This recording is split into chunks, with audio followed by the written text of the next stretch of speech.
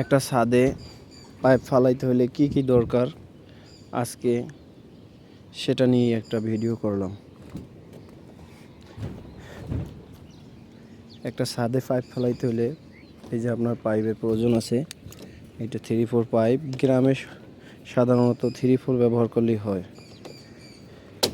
এইটা 1 ইঞ্চি পাইপ। তারপরে আপনার দরকার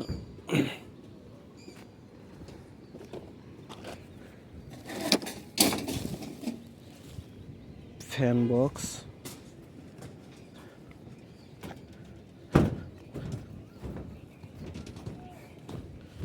তারপরে দরকার আছে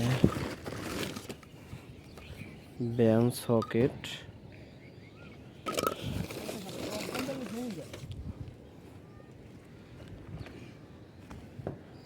ওটা নিয়ে নাই ব্যাগ, ব্যাগ নিচে লাগবে, ব্যাগ না।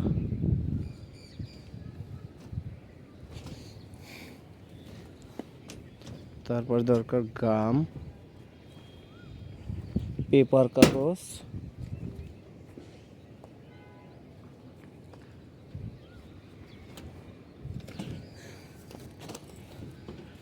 গুণাতার,